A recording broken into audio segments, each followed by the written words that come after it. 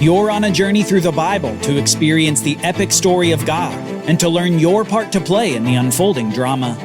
Prepare for your role as you learn your history, your enemy, and your king. Welcome to the Bible Brief. Join us today as we enter the time of the Judges, a time of continual rebellion, followed by God's gracious deliverance. You're listening to the Bible Brief.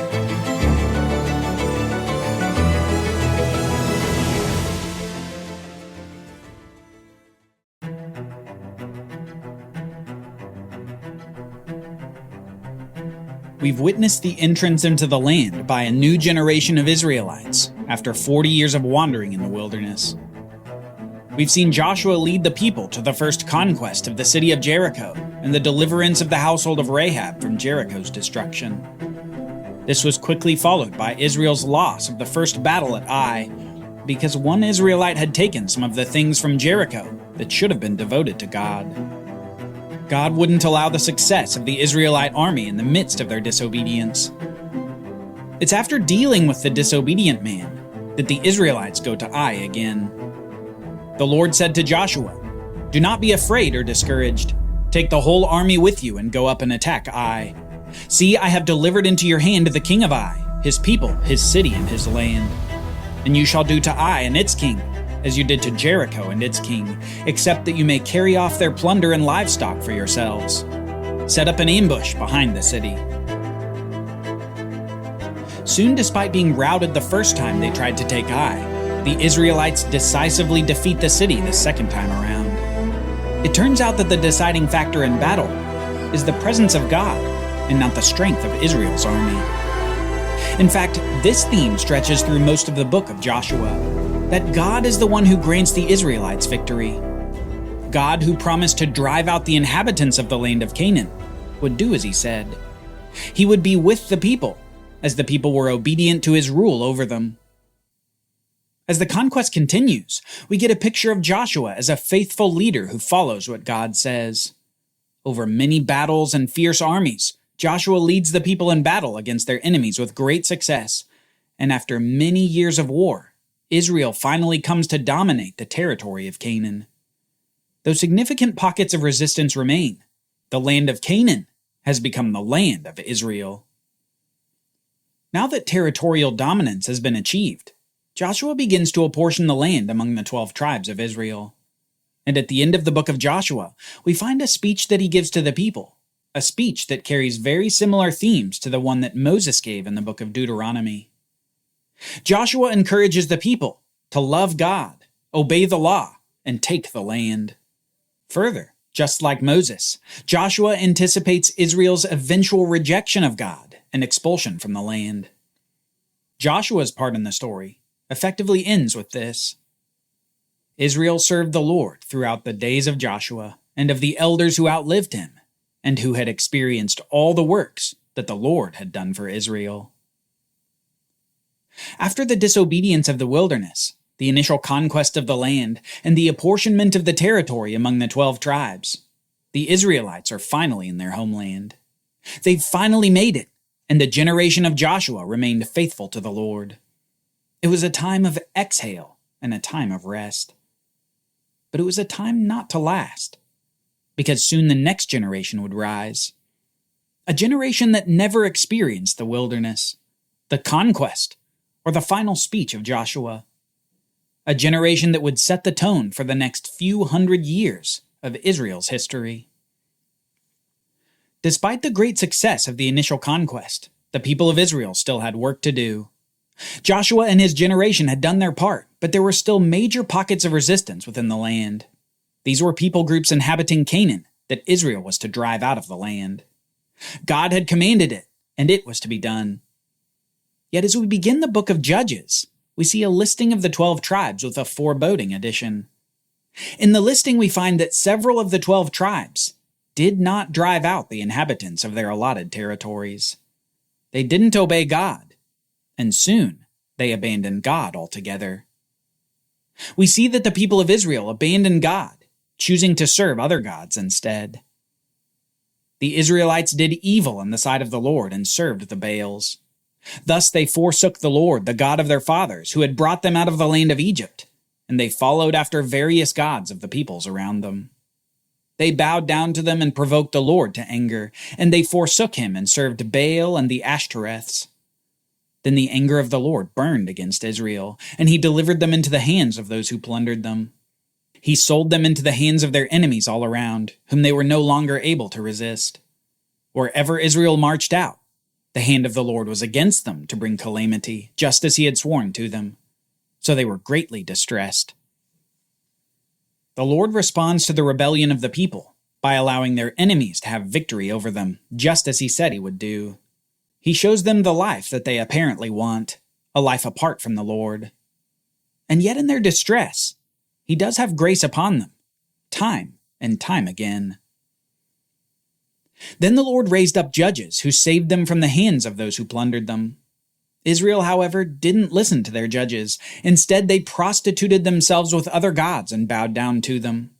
They quickly turned from the way of their fathers, who had walked in obedience to the Lord's commandments. They did not do as their fathers had done. Whenever the Lord raised up a judge for the Israelites, he was with that judge and saved them from the hands of their enemies while the judge was still alive. For the Lord was moved to pity by their groaning under those who oppressed them and afflicted them. But when the judge died, the Israelites became even more corrupt than their fathers, going after other gods to serve them and bow down to them. They wouldn't give up their evil practices and stubborn ways. So the anger of the Lord burned against Israel, and he said, "Because this nation has transgressed the covenant I laid down for their fathers, and has not heeded my voice, I will no longer drive out before them any of the nations Joshua left when he died. In this way, I will test whether Israel will keep the way of the Lord by walking in it, as their fathers did."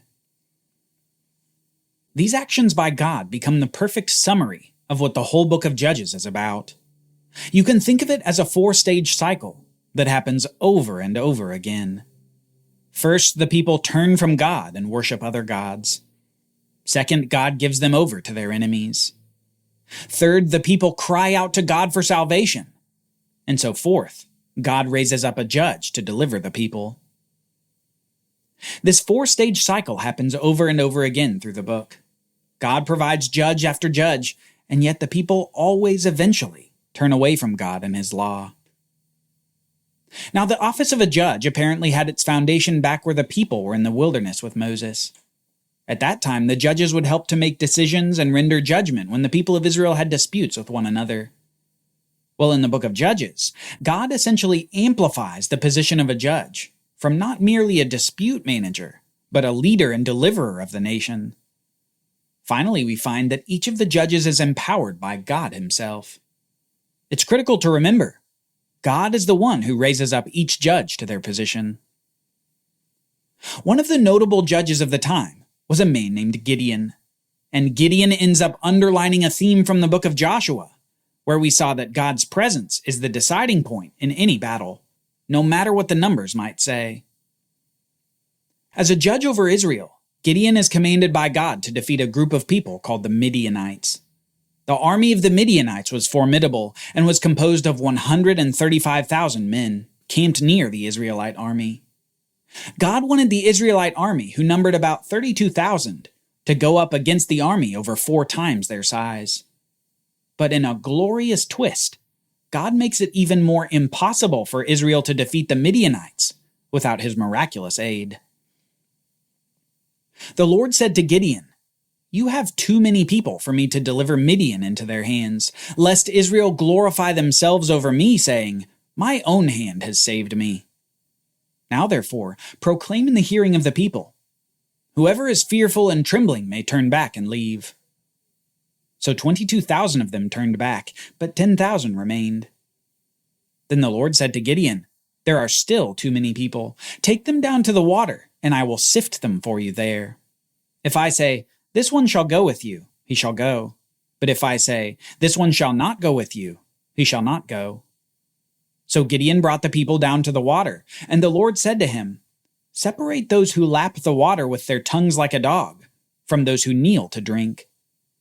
And the number of those who lapped the water with their hands to their mouths was 300 men. All the others knelt to drink.